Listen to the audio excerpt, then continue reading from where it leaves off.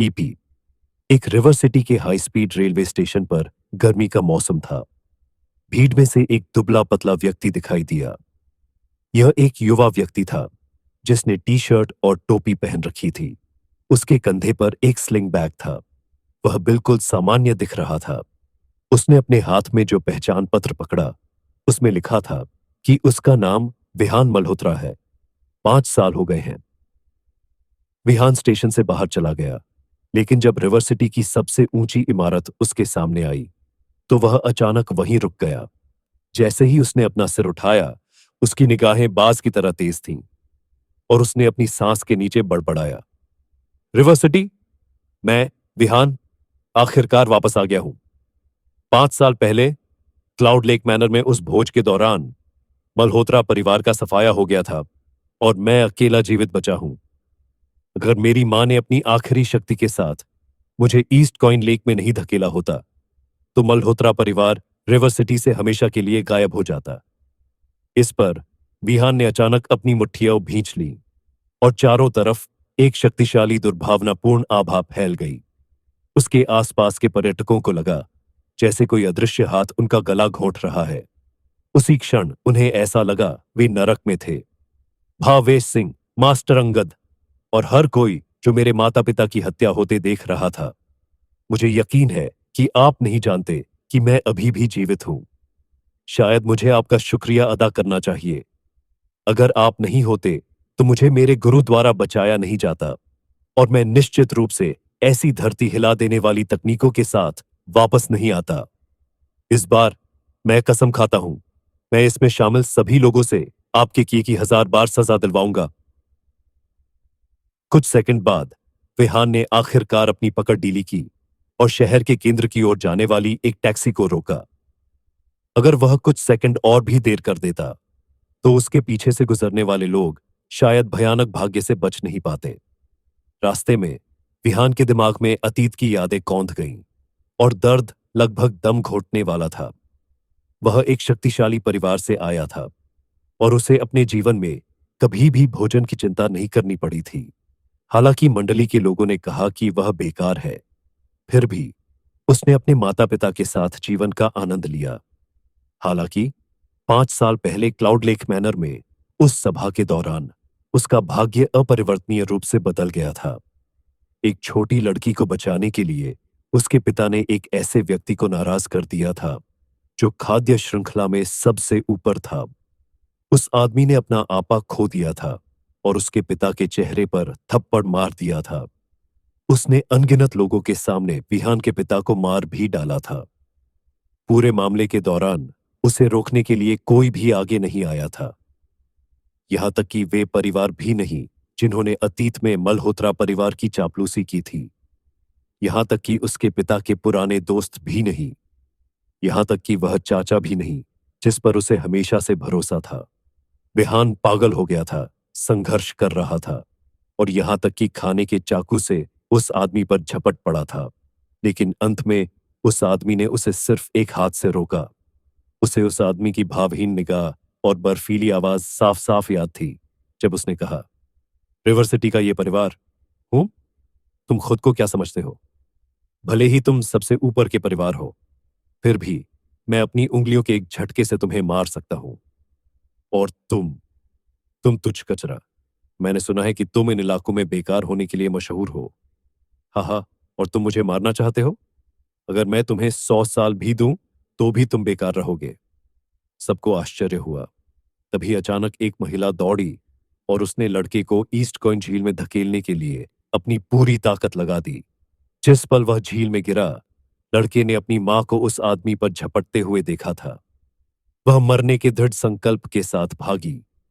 विहान ने सोचा कि उसकी जिंदगी वहीं खत्म हो जाएगी, लेकिन वह ईस्ट कॉइन झील में बह गया था और एक बूढ़े आदमी ने अप्रत्याशित रूप से उसे बचा लिया। बूढ़ा आदमी उसे बाकी दुनिया से अलग एक जगह ले गया और उसे औषधियों से गोलियां बनाने के अंतिम कौशल सिखाए। उसे 9 स्वर्ग डार्क सन तकनीक की कल्टीवेशन करने के लिए प्रशिक्षित किया। पिछले 5 सालों में किसी को नहीं पता था कि उस अलौकिक भूमि में विहान के साथ क्या हुआ था। उन्हें बस इतना पता था कि उस जगह ने उन पर एक राक्षस को छोड़ दिया था जिसका कोड नेम ब्लडथर्स्टी बर्सर्क ड्रैगन था। रिवर सिटी में मैग्निफिसेंट ग्रुप के दफ्तरों में विहान ने अपने हाथ में कागज की पर्ची देखी और फिर सामने के दरवाजे पर लगे लोगों को देखा। एक बार जब उसे यकीन हो गया कि वह सही जगह पर है तो वह अंदर चला गया। उसने शुरू में सीधे कैपिटल सिटी जाने और क्लाउड लेक मैनर में आए उस आदमी को खोजने का इरादा किया था। आखिरकार वह पिछले 5 सालों में सबसे ज्यादा उसी आदमी को मारना चाहता था। वह उस आदमी के बारे में बस इतना जानता था कि उसके आसपास के लोग उसे मास्टर अंगद कहते थे और वह कैपिटल सिटी से आया था। बाकी सब उसके लिए खाली था। हालांकि जब वह उस जगह को छोड़ रहा तो जिस बूढ़े आदमी को वह अपना मालिक कहता था उसने जोर देकर कहा कि वह रिवर सिटी जाए और जिया चौहान नाम की लड़की को खोजे। बूढ़ा आदमी एक बार रिवर सिटी में भटक गया था और जब वह वहां था तो उसका जिया चौहान की दादी के साथ एक जटिल रिश्ता था। विहान को यह भी संदेह था कि जिया चौहान उस बूढ़े आदमी की पोती हो सकती है। 3 दिन पहले बूढ़े आदमी ने एक भाग्य भविष्यवाणी संरचना को सक्रिय किया था और देखा था कि अगले 100 दिनों में जिया चौहान पर एक बड़ी आपदा आने वाली है जो संभावित रूप से घातक है। उसी समय विहान का भाग्य बैंगनी आभा वाले स्लीपिंग ड्रैगन जैसा था, जिसका मतलब था कि स्वर्ग भी उसे आते हुए नहीं देख पाएगा। दूसरे शब्दों में विहान ही एकमात्र व्यक्ति था जो उसके भाग्य को पलट सकता था। जहां तक उसे यह करना था, बूढ़े आदमी ने एक शब्द भी नहीं कहा। उसने बस विहान से कहा कि वह एक बार में एक कदम उठाए। वहीं खड़े रहो। अचानक उसके सामने से एक ठंडी आवाज आई। विहान के रास्ते में 2 बड़े मांसल आदमी खड़े थे। दोनों की लंबाई कम से कम 190 सेंटीमीटर थी। उन दोनों ने सुरक्षा गार्ड की पोशाक पहनी हुई थी। उनकी त्वचा सांवली थी और उनकी निगाहें तेज थीं। उनकी भुजाओं की मांसपेशियां डरावनी तरह से उभरी हुई थीं। विहान ने एक भौं उठाई, लेकिन निश्चित रूप से वह इन सुरक्षा गार्डों से नहीं लड़ेगा। इसीलिए उसने समझाया, मैं जया चौहान की तलाश कर रहा हूं। जब उन्होंने जया चौहान का नाम सुना तो उनमें से एक ठहाके लगाकर हंसा। क्या आप सीईओ जया चौहान से मिलना चाहते हैं? क्या आपके पास अपॉइंटमेंट है? नहीं, विहान ने ईमानदारी से जवाब दिया। तो क्या आपके पास मैग्निफिसेंट ग्रुप के किसी कर्मचारी का आईडी है? मैं नहीं कह सकता कि मेरे पास है। यह सुनकर सुरक्षा गार्ड के चेहरे पर अहंकार और बढ़ गया और उसने विहान की ओर देखा। उसने अपना हाथ आगे बढ़ाते हुए दरवाजों की ओर इशारा किया और तिरस्कार भरी आवाज में कहा, अगर आपके पास नहीं है तो कृपया खुद ही बाहर निकल जाए। दरवाजा उस तरफ है। मैग्निफिसेंट ग्रुप हुआक्सिया की शीर्ष 500 कंपनियों में से एक थी और यह रिवर सिटी में अग्रणी व्यवसायों में से एक थी। मैग्निफिसेंट ग्रुप के सुरक्षा गार्ड के रूप में उन्हें स्वाभाविक रूप से ऐसा लगा कि वे बाकी सभी से एक कदम आगे हैं। उन्हें किसी के सामने झुकना नहीं था, उन्हें बस भीड़ को भगाना था। तभी सूट पहने कुछ आदमी मर्सिडीज बेंज 200 से बाहर निकले। वे पहले रिसेप्शनिस्ट के पास गए और जया चौहान के बारे में पूछा, लेकिन अंत में उन्हें वही बाधा मिली जो विहान को मिली थी। पुरुषों ने अपना सिर हिलाया और एक पल के विचार विमर्श के बाद उन्होंने आखिरकार पास के एक सोफे पर बैठकर इंतजार करना चुना। विहान का सुरक्षा गार्डों से बहस करने का इरादा नहीं था, इसलिए उसने लॉबी में सोफे की ओर इशारा किया और कहा, ठीक है, मैं वहीं इंतजार करूंगा। फिर वह सोफे की ओर चला गया। हालांकि वह ज्यादा दूर नहीं गया था कि 2 गार्डों ने उसे फिर से रोक दिया। क्या तुम बहरे हो बदमाश? मुझे तीसरी बार ऐसा कहने पर मजबूर मत करो। दरवाजा वहां है, भाग जाओ। एक गार्ड ने दरवाजे की ओर इशारा करते हुए जोर से चिल्लाया। विहान ने गहरी भौहें सिकोड़ी। वह अभी अभी रिवर सिटी में आया था और उसने इन दोनों को नाराज नहीं किया था, तो वे उसे क्यों परेशान कर रहे थे? उसने फिर से सूट पहने लोगों की ओर इशारा किया और पूछा, वे इंतजार कर सकते हैं लेकिन मैं नहीं। एक गार्ड ने विहान को ऊपर से नीचे तक देखा। व्यंग्यात्मक रूप से कहा, तुम जैसे देहाती आदमी सियर ओजिया से कैसे मिल सकते हैं?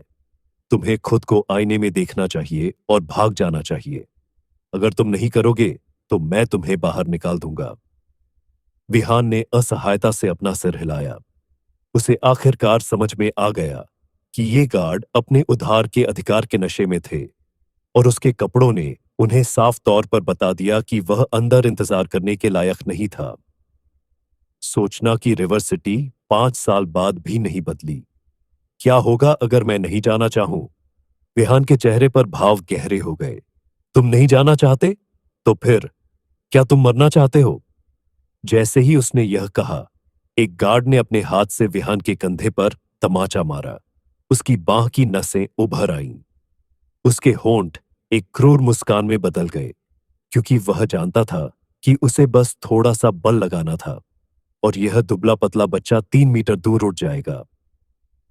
अभी कुछ दिन पहले एक और बेतकल्लुफ देहाती ने उसके अधिकार को चुनौती देने की कोशिश की थी और उसने उस आदमी को एक हाथ से बाहर फेंक दिया था। वह मूर्ख अभी भी अस्पताल में पड़ा हुआ था। गार्ड ने अचानक अपनी बांह में थोड़ी ताकत लगाई, लेकिन विहान बिल्कुल भी नहीं हिला। धीरे धीरे गार्ड की मुस्कान जम गई। उसका चेहरा डर से भर गया। ऐसा इसलिए था क्योंकि उसे एहसास हुआ कि उसके सामने खड़ा युवक पहाड़ की तरह स्थिर था। उसी समय मौत की आभा उसकी बांह से होते हुए उसकी पीठ की ओर बढ़ने लगी। उसका पूरा शरीर पसीने से लथपथ था। दूसरे गार्ड ने देखा कि उसके साथी के साथ कुछ गड़बड़ है और उसने हंसते हुए कहा, क्या बात है दोस्त? अचानक इतना पसीना क्यों आ रहा है? क्या तुम्हारी पत्नी ने कल रात तुम्हें सुखा दिया था? चलो, मुझे जाने दो। इतना कहकर उसने विहान की ओर भी हाथ बढ़ाया। चले जाओ, मैं तुम्हें मारना नहीं चाहता। अचानक विहान ने ठंडे स्वर में कहा। उसकी आवाज गड़गड़ाहट की तरह थी। उसी समय उसने अपना बायां पैर हल्के से नीचे पटका और आभा का एक बवंडर वास्तव में उसके चारों ओर दिखाई दिया, जो गार्ड की ओर टूट पड़ा। उन दोनों को लगा कि कोई शक्तिशाली बल उनकी छाती पर लगा है और वे खून की उल्टी करने से खुद को नहीं रोक पाए, क्योंकि वे उड़ गए थे। आखिरकार उनके शरीर लॉबी में लगे टेम्पर्ड ग्लास पैनल से टकरा गए। धड़ाम! कांच पूरा टूटकर जमीन पर जोर से गिरा। उस पल पूरी लॉबी में मौत का सन्नाटा छा गया। हर कोई मुंह खोले हुए उस दुबले पतले युवक को घूर रहा था। क्या वे कोई फिल्म बना रहे हैं? यह राक्षस क्या है? मर्डर! सुंदर युवा रिसेप्शनिस्ट इतने डरे हुए थे कि वे काउंटर के पीछे छिप गए। जिस तरह से उन्होंने देखा, मैग्निफिसेंट ग्रुप के वे 2 गार्ड पहले से ही काफी डरावने थे, लेकिन अब यह युवक, जो किसी थ्रिफ्ट स्टोर से आया हुआ लग रहा था, उससे भी ज्यादा भयानक था। समस्या यह थी कि उन्होंने उसे हमला करते हुए भी नहीं देखा था। विहान ने 2 बेहोश गार्डों की ओर देखा और हताश होकर अपना सिर हिलाया। फिर वह लॉबी में प्रतीक्षा क्षेत्र में चला गया और सोफे पर अपनी पीठ टिकाकर बैठ गया, यहां तक कि एक अखबार उठाकर उसे बेपरवाही से पढ़ने लगा। ओह हाँ, क्या आपको पता है कि जिया चौहान कब नीचे आ सकती है? विहान ने अखबार नीचे रख दिया और अचानक अपने बगल में बैठे सूट और चमड़े के जूते पहने लोगों की ओर देखा, जो व्यवसायी सौदे की बातचीत के लिए जिया चौहान का इंतजार कर रहे थे। वे अचानक उठ खड़े हुए और इमारत से बाहर भाग गए। वे मरना नहीं चाहते थे। अरे, मैंने तुम्हें चोट नहीं पहुंचाई, तो क्या तुम्हें इस तरह से प्रतिक्रिया करनी थी? जो भी हो, मैं अभी थोड़ी देर और इंतजार करूंगा।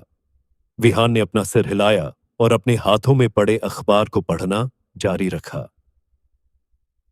मैग्निफिसेंट ग्रुप की सुरक्षा टीम को तुरंत इस बारे में पता चला और उन्होंने तुरंत प्रतिक्रिया की। एक पल में 1 दर्जन से अधिक गार्डों को वहां भेज दिया। दर्जन भर से ज्यादा गार्ड पूरी तरह से हथियारों से लैस थे। उनके बाएं हाथ में दंगारोधी ढाल और दाएं हाथ में बिजली के डंडे थे। विहान के पास पहुंचते ही वे गहरी भौहें सिकोड़ रहे थे। सुरक्षा दल के प्रमुख विक्रम भी समय पर पहुंच गए थे। बाहर टूटे शीशे और घायल गार्डों को देखते हुए उन्होंने गहरी भौहें सिकोड़ी और विहान के पास चले गए। विक्रम एक स्पेशल फोर्स के अनुभवी थे, जिसका मतलब था कि वे आसानी से हार मानने वाले नहीं थे। फिर भी जब उन्होंने विहान को देखा तो उन्हें सहज रूप से किसी फिर भी जब उन्होंने विहान को देखा तो उन्हें सहज रूप से किसी खतरे का आभास हुआ। ये किसी ऐसे व्यक्ति की मृत्यु का अंतर्ज्ञान था जो हमेशा अपने जीवन को खतरे में डालकर जीता है। विक्रम ने एक कदम आगे बढ़ाया और संकोच से कहा, सर, मुझे नहीं लगता कि इस तरह से मैग्निफिसेंट ग्रुप पर कहर बरपाना अच्छा विचार है। हमने पहले ही पुलिस को बुला लिया है, इसलिए आपको तुरंत घेर लिया जाएगा। विहान ने ऊपर देखा और विक्रम की ओर देखते हुए धीरे से कहा, तुम वहां उन दो लोगों के बॉस हो, है ना? क्या तुम अभी भी स्थिति को नहीं समझ पाए हो? मैं यहां बैठकर किसी का इंतजार करना चाहता हूं। विक्रम का दिल धड़क उठा। वह भी जानता था कि वे दो गार्ड कैसे थे। उन्होंने हमेशा अपनी उधारी वाली शान दिखाई थी, लेकिन ऐसा लग रहा था कि आज वे एक मृत अंत पर पहुंच गए हैं। फिर भी उसे अपने सामने इस युवक से कैसे निपटना चाहिए? क्या वह इतना निडर इसलिए व्यवहार कर रहा था क्योंकि उसका समूह में कोई संपर्क था? विक्रम ने अपना स्वर थोड़ा नरम किया और पूछा, क्या मैं जान सकता हूं कि आप किसका इंतजार कर रहे हैं, सर? मैं आपको बता सकता हूं। विहान स्पष्ट रूप से खुश दिख रहा था क्योंकि उसने जल्दी से कहा, मैं जिया चौहान से मिलना चाहता हूं। एक पल में विक्रम की अभिव्यक्ति नाटकीय रूप से बदल गई। अगर कोई और होता तो वह कुछ कह सकता था, लेकिन जिया चौहान एक अलग कहानी थी। वह मैग्निफिसेंट ग्रुप की अध्यक्ष और सीईओ थीं और जियांगन प्रांत के शीर्ष पर जिया परिवार की उत्तराधिकारी थीं। वह 3 फूलों की नेता थीं। वह कोई ऐसी नहीं थी जिससे कोई भी मिल सकता था। इसके अलावा जिया चौहान ने उल्लेख किया कि वह बिना अपॉइंटमेंट के किसी से नहीं मिलेंगी। एक तरह से यह युवक बहुत खतरनाक था। वे उसे सीईओ जिया से मिलने नहीं दे सकते थे, चाहे कुछ भी हो। क्षमा करें सर, लेकिन सीईओ जिया आज आसपास नहीं है। अगर आपको उन्हें कुछ बताने की जरूरत है तो आप मुझे अपना संपर्क विवरण दे सकते हैं और मैं इसे आपके लिए भेज दूंगा, विक्रम ने कहा। विहान अच्छी तरह से जानता था कि जिया चौहान ऊपर थी।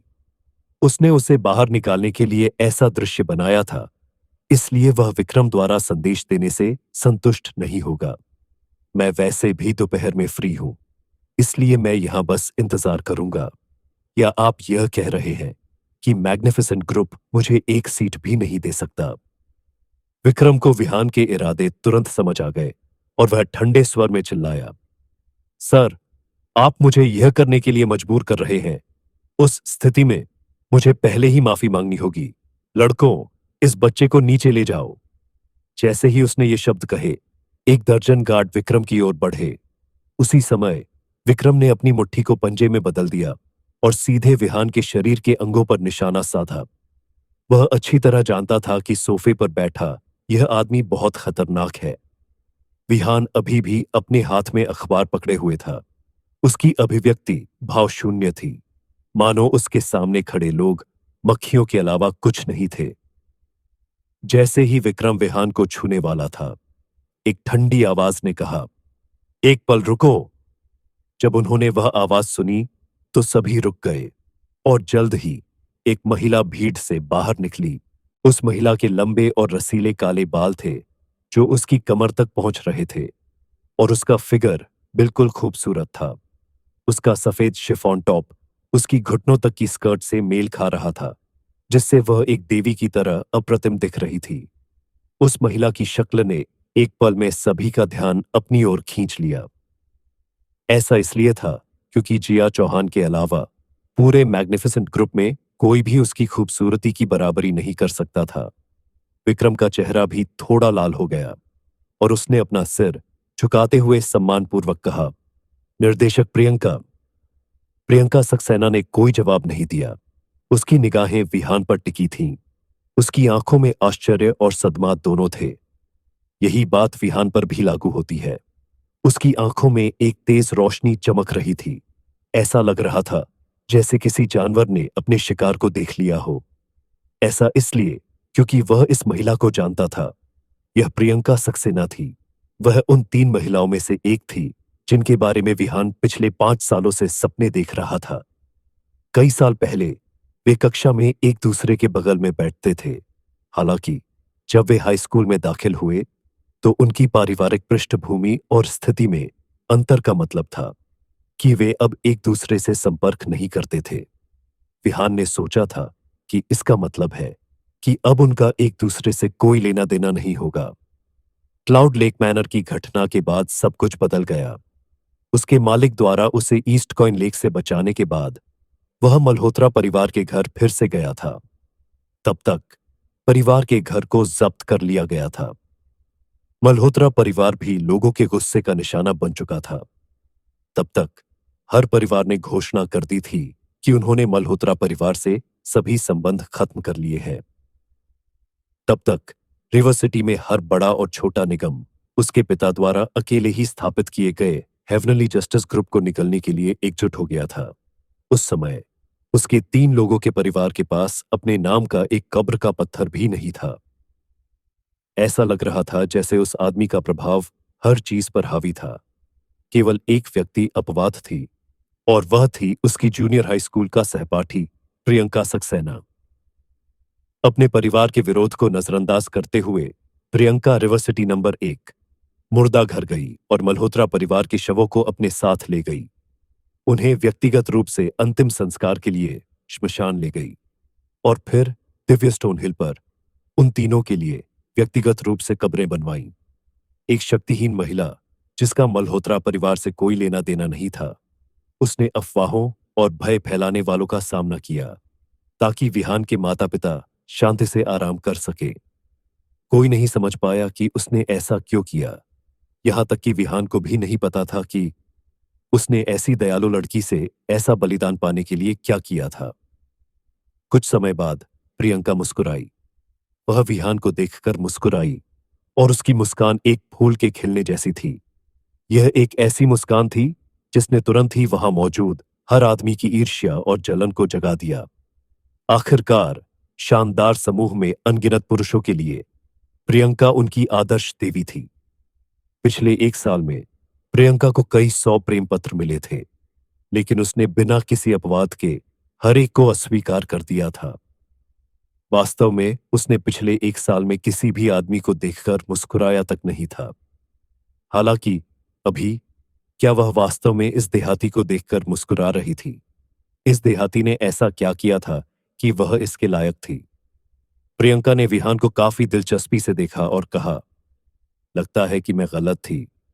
एक पल के लिए मुझे लगा कि तुम मेरे पुराने सहपाठी हो। तुम्हें पता है, तुम काफी हद तक उसके जैसे दिखते हो। आखिरकार 5 साल बीत चुके थे और विहान काफी बदल गया था। ज्यादातर लोग उसे पहचान नहीं पाएंगे।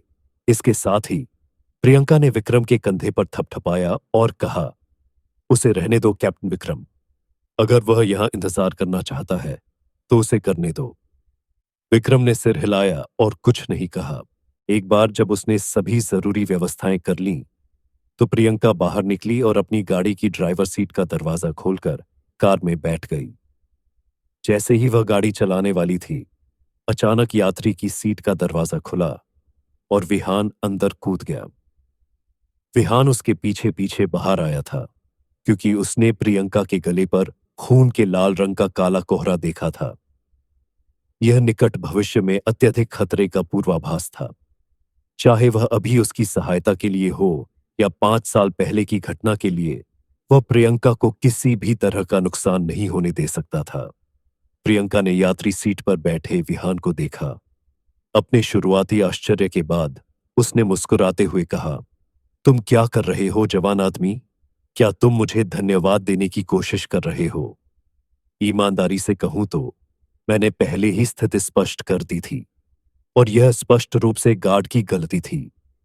तुम्हें मुझे धन्यवाद देने की जरूरत नहीं है। अरे हां, तुम जिया से इतनी बुरी तरह क्यों मिलना चाहते हो? मुझे उम्मीद है कि ऐसा इसलिए नहीं है क्योंकि तुम उसे कोई ब्यूटी प्रोडक्ट फॉर्मूला सुझाना चाहते हैं।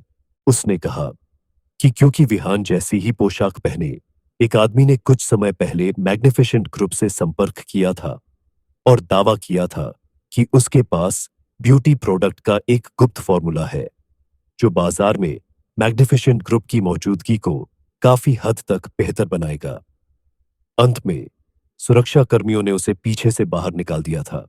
इन दिनों ये पिछड़े डॉक्टर इसी कारण से शहर में आ रहे हैं। विहान ने प्रियंका को देखा और महसूस किया कि लड़की कितनी बदल गई है। जब वे पढ़ाई कर रहे थे तो वह हमेशा उसकी सपाट छाती के लिए उसे चिढ़ाता था और उसने एक बार उसे रुला भी दिया था। हालांकि अब उसका कामुक शरीर पहले से बिल्कुल अलग था। क्या तुम भी इस फॉर्मूले को बढ़ावा देने के लिए मेरी कार में चढ़े थे? प्रियंका ने देखा कि विहान उसकी छाती को देख रहा था, लेकिन उसने अपना आपा नहीं खोया। वास्तव में उसने अपनी छाती को थोड़ा बाहर भी निकाला। किसी कारण से वह इस युवक के प्रति बेवजह दोस्ताना महसूस कर रही थी। शायद ऐसा इसलिए था क्योंकि वह उसके प्रिय दिवंगत सहपाठी की तरह दिखता था। विहान अपनी मदहोशी से जागा, लेकिन वह उसे उस मिशन के बारे में नहीं बता सका जो बूढ़े ने उसे सौंपा था। इसलिए उसने मौके पर ही एक बहाना बना लिया। अच्छा, तुमने मुझे पकड़ लिया। मुझे अपने फॉर्मूले पर पूरा भरोसा है और मैं गारंटी देता हूं कि यह तुम्हारे फिगर के साथ साथ तुम्हारे लुक को भी बेहतर बना सकता है। वापस लौटने पर उसे अपनी साधना के परिणामों पर नहीं, बल्कि अपने चिकित्सा कौशल पर सबसे अधिक भरोसा था, जो मौत के मुंह से एक जीवन चुराने के लिए पर्याप्त थे। वह आसानी से एक सुंदर बनाने वाली गोली के लिए एक सरल औषधीय सूत्र फेंक सकता था और उसे यकीन था कि दुनिया का हर सौंदर्य उत्पाद निर्माता इसे पकड़ने के लिए खुद को आगे बढ़ाएगा। प्रियंका ने विहान को देखा और अपनी कार स्टार्ट की ग्रैंड ड्रैगन लेक होटल की ओर चल पड़ी।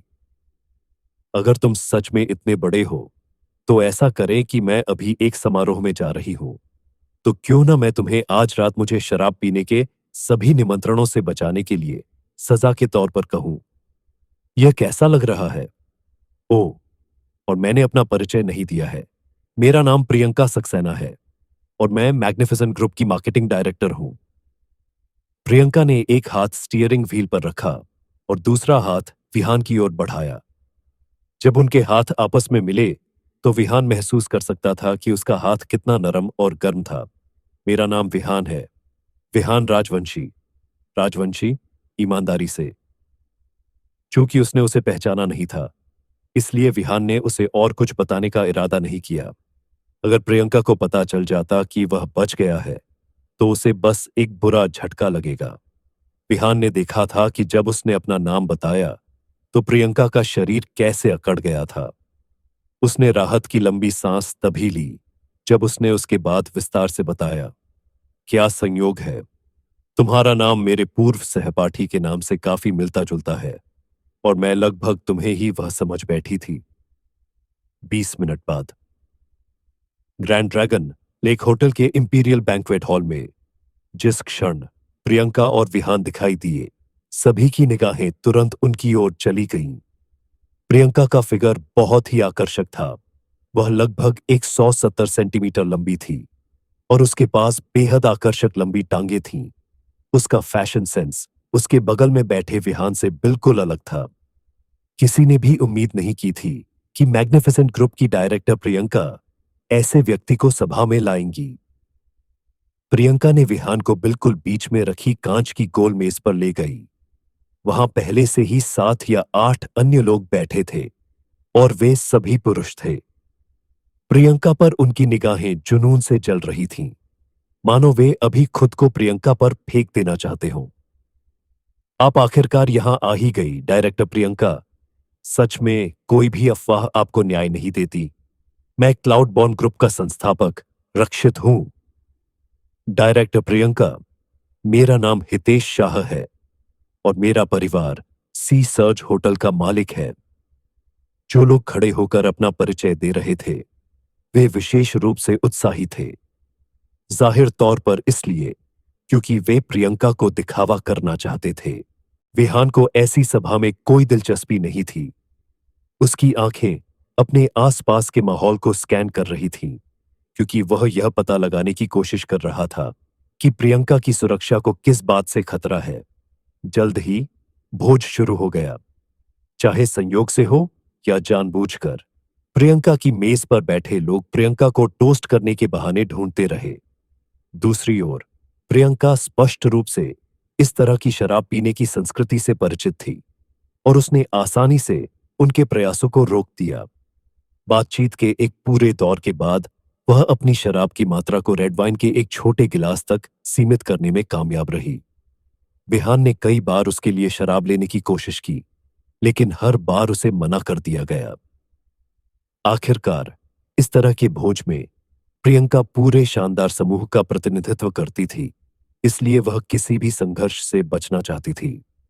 यह तभी हुआ जब मुख्य मेज पर बैठा वह आदमी खड़ा हुआ, जिससे भोज का पूरा माहौल अचानक बदल गया। वह आदमी एक खास सूट पहने हुए था और उसके हाथों में शराब के 2 गिलास थे। उसका चेहरा अहंकार से भरा हुआ था। जब प्रियंका ने उस आदमी को आते देखा तो वह तुरंत घबरा गई। उसका शरीर भी थोड़ा कांप उठा। यह आदमी यहां क्यों था? मिस प्रियंका, पिछली बार बिना कुछ कहे चले जाना आपका बहुत असभ्य व्यवहार था और मैं बहुत आहत हुआ था। क्या आपको नहीं लगता कि आप मुझसे विशाल राठौड़ से माफी मांगने के बदले में एक टोस्ट तो कर सकती हैं? जैसे ही विशाल राठौड़ उनके पास पहुंचा, उसने अनुरोध करने के बजाय एक आदेश जारी किया। पिछली बार उसने प्रियंका को आमंत्रित करने के लिए बहुत सारा पैसा खर्च किया था और उसने शराब में नशीला पदार्थ भी मिला दिया था। हालांकि उसकी उम्मीदों के विपरीत प्रियंका को शराब में कुछ गड़बड़ महसूस हुई और उसने शराब को अपने चेहरे पर छिड़क लिया। पिछले कुछ दिनों में यह घटना चर्चा में आ गई, जिससे चोट पर नमक छिड़कने जैसा हो गया। प्रियंका थोड़ी असहज हो गई और उसने जल्दी से कहा, युवा मास्टर विशाल, मुझे बहुत खेद है, लेकिन मैं यहां गाड़ी चलाकर आई हूं, इसलिए मुझे वास्तव में इतना नहीं पीना चाहिए। शराब के बजाय क्या मैं माफी के तौर पर आपको चाय के साथ टोस्ट दूं? विशाल ने ठंडे स्वर में बड़बड़ाया और शराब का एक गिलास पी लिया। मुझसे माफी मांगने की कोई जरूरत नहीं है। मैंने ऊपर प्रेसिडेंशियल स्वीट बुक किया है, इसलिए अगर आप नशे में हो तो बेझिझक रात को ऊपर रुक सकती है। प्रियंका की मेज पर बैठे लोग स्वाभाविक रूप से जानते थे कि विशाल राठौड़ कौन है और उन्होंने चुपचाप तमाशे का आनंद लेते हुए एक शब्द भी नहीं कहा। आखिरकार यह आदमी रिवर सिटी के राठौड़ परिवार का दूसरा यंग मास्टर था, तो कौन उसे नाराज कर सकता था? किसी ने उसे प्रोत्साहित करते हुए कहा, निर्देशक प्रियंका, आपको इसे सम्मान की बात माननी चाहिए कि यंग मास्टर विशाल आपको टोस्ट दे रहे हैं। बस इसे पी लो। अगर आप नहीं पीते हैं तो यंग मास्टर विशाल अपना आपा खो सकते हैं और कोई भी ऐसा नहीं चाहेगा। यह सही है निर्देशक प्रियंका, यह सिर्फ एक ग्लास वाइन है, तो इससे बुरा क्या हो सकता है? यहां हम में से बहुत से लोग हैं, इसलिए ऐसा नहीं है कि यंग मास्टर विशाल आपको जिंदा खा जाएंगे। विशाल राठौड़ द्वारा दी जा रही रेड वाइन को देखते ही प्रियंका झिझक गई। अगर वाइन में कुछ गड़बड़ न थी तो इस बात की पूरी संभावना थी कि वह आज ग्रैंड ड्रैगन लेक होटल से बाहर नहीं निकल पाएगी। रिवर सिटी में हर कोई जानता था कि विशाल कैसा है। जब तक कोई महिला उसे पसंद आती, वह उसे पाने के लिए कुछ भी करने को तैयार रहता, चाहे वह मिडिल स्कूल की छात्रा ही क्यों न हो। वह ऐसे बदमाश से वाइन स्वीकार नहीं कर सकती थी। यह देखते हुए कि प्रियंका ने अभी भी उससे वाइन लेने से इनकार कर दिया, विशाल शर्मिंदा और क्रोधित दोनों था और उसने अपना मुखौटा पूरी तरह से उतार दिया। बेवकूफ कुतिया, क्या तुम सच में सोचती हो कि तुम इतनी बड़ी हो? भाड़ में जाओ, मेरे सामने पवित्र मत बनो। चाहे तुम आज इसे पीना कितना भी ना चाहो, तुम इसे वैसे भी पी लोगी। भले ही तुम्हारी बहादुर रक्षक जिया चौहान यहां होती, कुछ भी नहीं बदलता। यह रिवर सिटी है, मेरा मैदान। क्या तुम मेरी बात सुन रही हो? माहौल पूरी तरह बदल गया। प्रियंका वहीं अकेली खड़ी रही, बिना हिले डुले।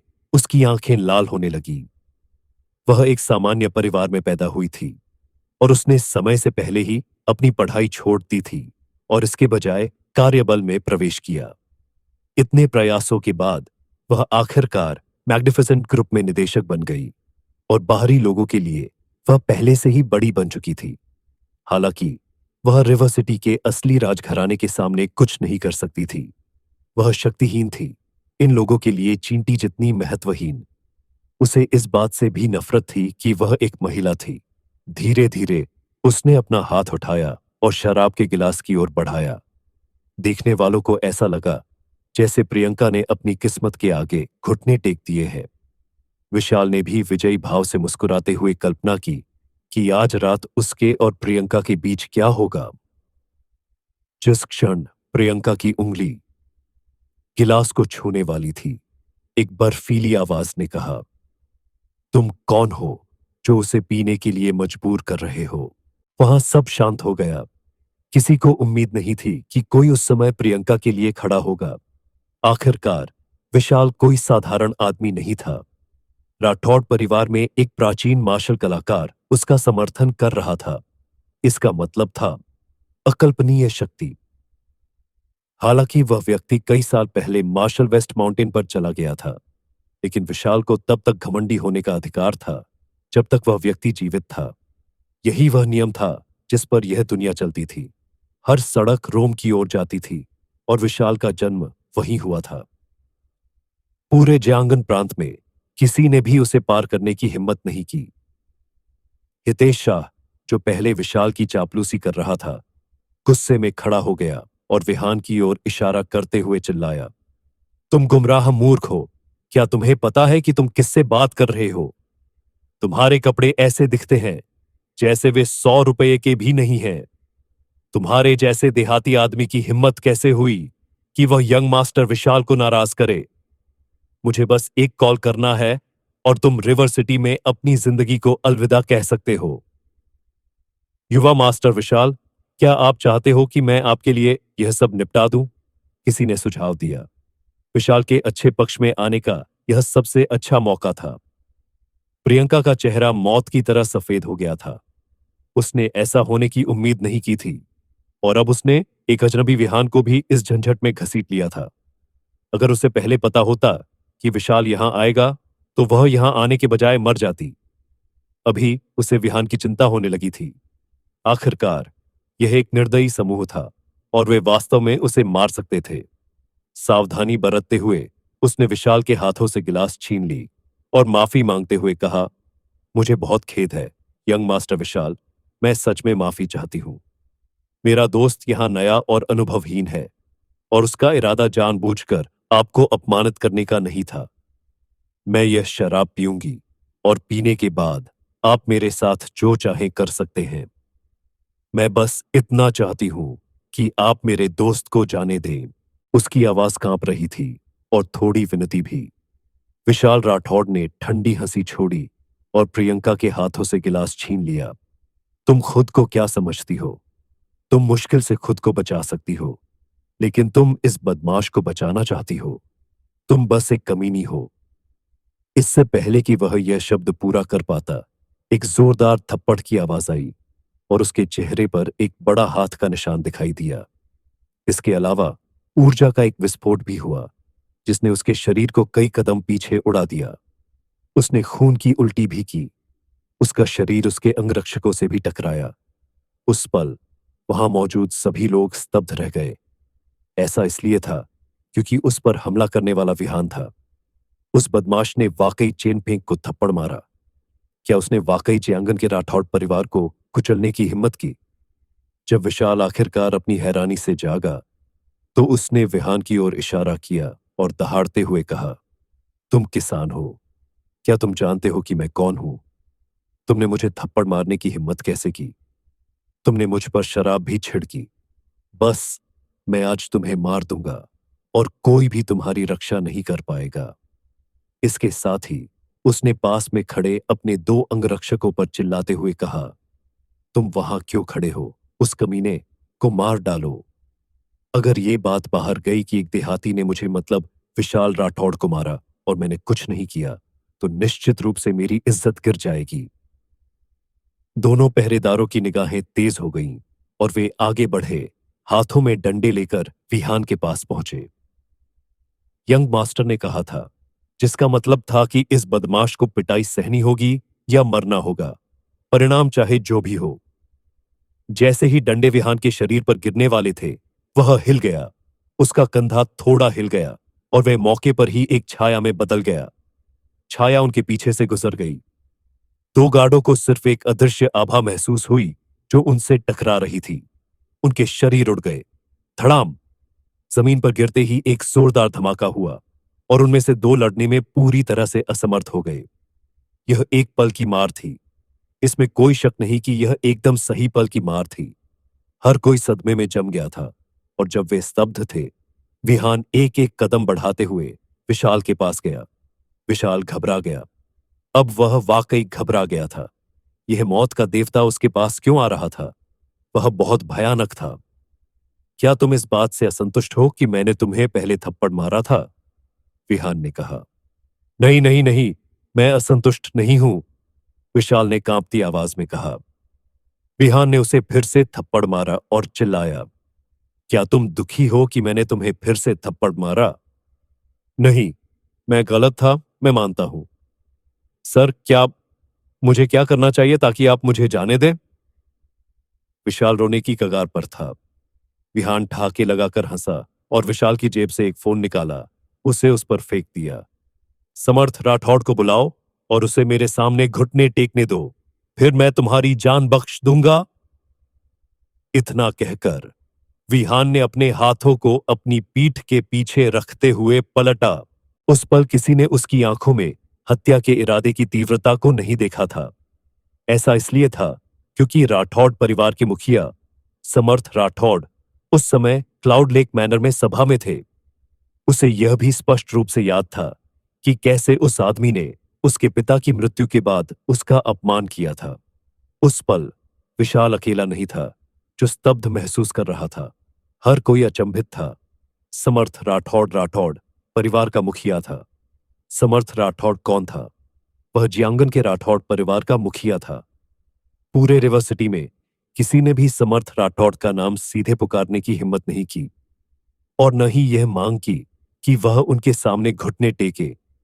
उन्हें लगा था कि यह बदमाश जंगली है, लेकिन अब उन्हें यकीन हो गया था कि वह बिल्कुल पागल है। क्या तुम्हें यकीन है? विशाल ने कांपती आवाज में पूछा। विहान ने उसे पूरी तरह से नजरअंदाज किया और अपनी शुरुआती सीट पर वापस आकर मेज पर रखे व्यंजनों में से एक को खाते हुए वह शांति की एक आदर्श तस्वीर लग रहा था। ऐसा लग रहा था जैसे राठौड़ परिवार और यहां तक कि समर्थ राठौड़ भी उसके लिए चींटियों से ज्यादा कुछ नहीं थे। प्रियंका ने विहान को अपनी बांह से धक्का दिया और धीरे से कहा, तुम क्या कह रहे हो? तुम अभी भी जवान हो। तुम्हें अपनी जिंदगी बर्बाद करने की जरूरत नहीं है। राठौड़ परिवार जितना तुम सोचते हो उससे कहीं ज्यादा डरावना है। हम ऐसा क्यों नहीं करते? तुम बाद में वॉशरूम जाने का नाटक कर सकते हो, फिर मौके का फायदा उठाकर भागने का रास्ता ढूंढ सकते हो।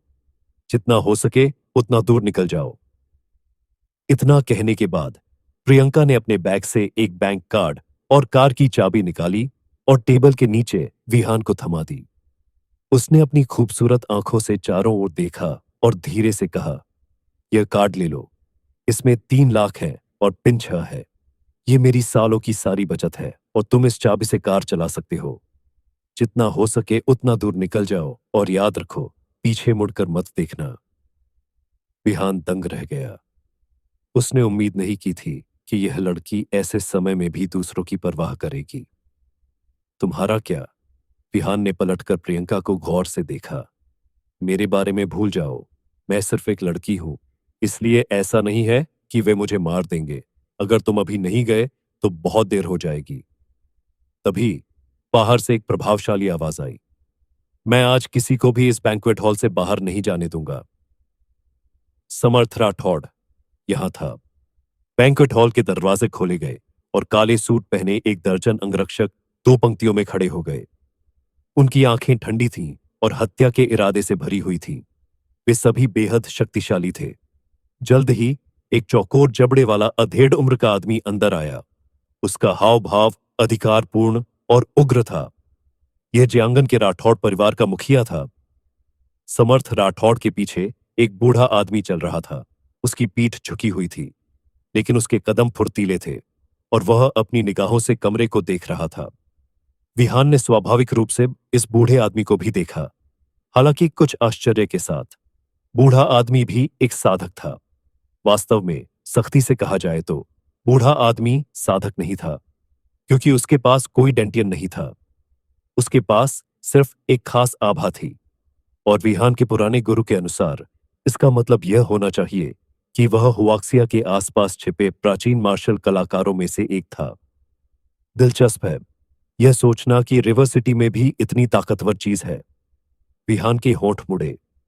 जब प्रियंका ने देखा कि समर्थ राठौड़ यहां है, तो उसका दिल बैठ गया और उसने अपनी सांसों में बुदबुदाया, सब खत्म हो गया है, इस बार हम खत्म हो गए हैं। वह पहले से ही कल्पना कर सकती थी कि उन दोनों के साथ आगे क्या होने वाला था, लेकिन जब उसने अपने बगल में विहान को देखा तो वह लगभग पागल हो गई। वह आदमी अभी भी अपना खाना बड़े चाव से खा रहा था। ऐसे समय में भी वह अपने खाने को ऐसे खा रहा था जैसे किसी भूखे भूत ने पुनर्जन्म ले लिया हो। क्या तुमने अपने जीवन में पहले कभी कुछ नहीं खाया? तुम क्या कर रहे हो? समर्थ राठौड़ यहां है तो तुम अभी भी खाने के मूड में कैसे हो? प्रियंका रोने की कगार पर थी। विहान ने जल्दी से उसके कटोरे में डेजर्ट का एक टुकड़ा डाला। यह डेजर्ट बहुत स्वादिष्ट है, मेरा विश्वास करो। चलो, इसे छक कर देखो। प्रियंका। हितेश शाह। हॉल में सभी। जब विशाल ने अपने पिता को आते देखा तो वह तुरंत आगे बढ़ा और समर्थ राठौड़ के सामने रोया। आंसू और बलगम बह रहे थे। पिताजी, यह वही आदमी है। उसने कहा कि वह मुझे मारना चाहता है और राठौड़ परिवार को खत्म करना चाहता है। उसने मेरे लिए नियुक्त 2 गार्डों को पीटा। ओह, और उसने मुझे थप्पड़ भी मारा।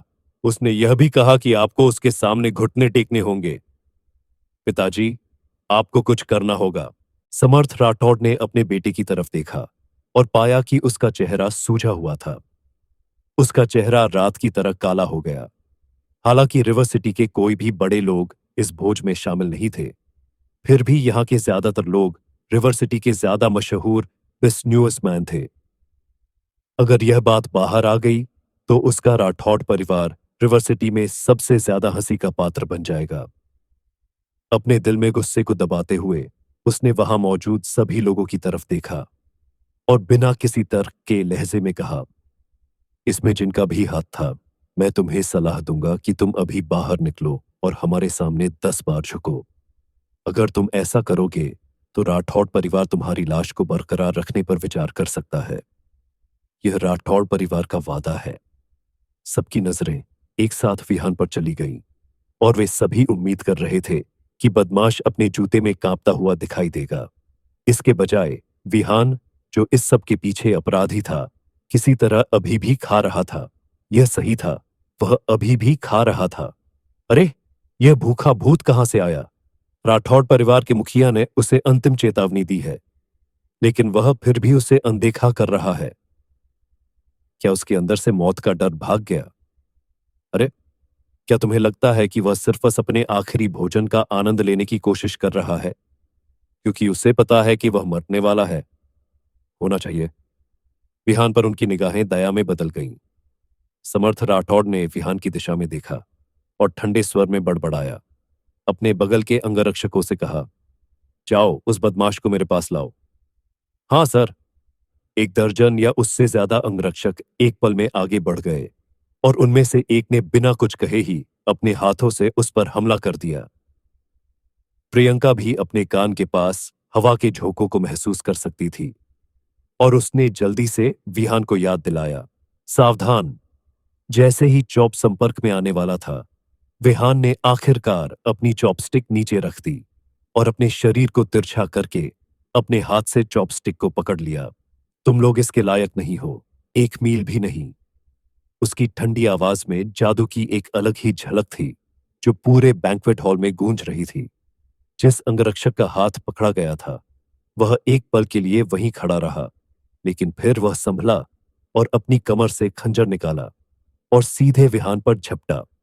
उसी समय उसने दूसरों से कहा, लक्ष्य थोड़ा मुश्किल है, चलो सब एक साथ उस पर झपट पड़ते हैं। उसी क्षण 7 या 8 मुट्ठियां विहान की ओर उड़ती हुई आईं। ये जीवन और मृत्यु की कगार पर था। आह, क्या तुम्हें मुझसे लड़ना है? विहान ने हताश होकर अपना सिर हिलाया। और फिर अपने हाथ के झटके से उसने अंगरक्षक की पकड़ को झटक दिया। उसके बाद उसके चारों ओर एक फीकी आभा फैलती हुई प्रतीत हुई। एक जोरदार धमाका हुआ और अंगरक्षक पास में खड़े अपने साथियों से टकरा गया। कुछ ही सेकंड में दर्जन भर अंगरक्षक फर्श पर फैल गए। वे असहाय हो गए। उस पल पूरा हॉल शांत हो गया। ऐसा इसलिए था क्योंकि इस तरह की लड़ाई उनकी इंद्रियों पर बहुत ज्यादा हमला थी। वह सिर्फ एक दुबला पतला और कमजोर युवक था। उसकी पीठ एक दर्जन आदमियों के सामने मुड़ी हुई थी। उसने सिर्फ एक बार हमला किया। अभी कुछ सेकंड ही हुए थे, लेकिन उनमें से सभी को पहले ही मार गिराया जा चुका था। बकवास। क्या ये अंगरक्षक सभी बकवास रगडॉल थे? प्रियंका पूरी तरह से चकित थी। उसकी सांसें तेज थीं और उसकी छाती राजसी तरंगों में ऊपर नीचे हो रही थी। वह अपने बगल में विहान को घूर रही थी। उसके पास शब्द नहीं थे। क्या यह आदमी किसी घोटाले के तौर पर फॉर्मूला बेचने के लिए दूर दराज से नहीं आया था? क्या आजकल देश के डॉक्टर भी इतने क्रूर हैं? तुम। विहान ने प्रियंका को भरोसे से भरी नजर से देखा और कहा, तुमने मुझे पीने के निमंत्रण से बचाने के लिए कहा था, है ना? इसीलिए आज से मैं यह सुनिश्चित करूंगा कि कोई भी तुम्हें एक कप भी पीने के लिए मजबूर न करे। कोई भी नहीं। ऐसा कहते हुए वह अचानक मुड़ा और अपनी ठंडी निगाहों से समर्थ राठौड़ को छेद दिया। 5 साल पहले विहान मल्होत्रा परिवार का एक बेकार का टुकड़ा था। वह अपनी गरिमा को तार तार करके मुश्किल से जिंदा रह पाया था। 5 साल बीत चुके थे और अब वह वापस आ गया था। वह दुनिया को बदलने के लिए पर्याप्त शक्तिशाली साधना के स्तर के साथ वापस आ गया था। समर्थ राठौड़ भी उसकी ठंडी निगाहों से हैरान रह गया और कई कदम पीछे हट गया। शुक्र है कि उसके पीछे खड़े बूढ़े आदमी ने उसका साथ दिया। उसे लगा कि यह युवक थोड़ा परिचित था, लेकिन उसे याद नहीं आ रहा था कि वह कौन था। एल्डर राशि, क्या यह आदमी हो सकता है? एल्डर राशि ने सिर हिलाया और अपनी पुरानी आवाज में कहा, तुमने सही अनुमान लगाया। यह आदमी मेरे जैसा ही व्यक्ति है, लेकिन उसकी उम्र को देखते हुए वह हाल ही में इन रैंकों में शामिल हुआ होगा। वह कोई वास्तविक खतरा नहीं है। जब समर्थ राठौड़ ने यह सुना तो वह राहत की लंबी सांस लेने से खुद को रोक नहीं सका। उसने सम्मानपूर्वक कहा, उस मामले में मैं इसे आप पर छोड़ता हूं। आपका बहुत बहुत धन्यवाद, एल्डर आर्शी। बाहरी लोगों के लिए एल्डर आर्शी सिर्फ राठौड़ परिवार के बटलर थे। केवल समर्थ राठौड़ ही जानता था कि राठौड़ परिवार में एल्डर आर्शी का स्थान मार्शल वेस्ट माउंटेन में कल्टीवेशन करने वाले बूढ़े गुरु के बाद दूसरे नंबर पर था। सबसे महत्वपूर्ण बात, एल्डर ऋषि एक महान प्राचीन मार्शल कलाकार थे। उनकी शक्तियां पारलौकिक थीं। समर्थ राठौड़ ने अपनी आंखों से एक बार एल्डर आशी को सिर्फ एक उंगली से धरती में दरार बनाते देखा था। वह कितना भयानक था। एल्डर आशी ही मुख्य कारण थे कि पिछले कुछ वर्षों में रिवर सिटी में राठौड़ परिवार की स्थिति लगातार बढ़ रही थी।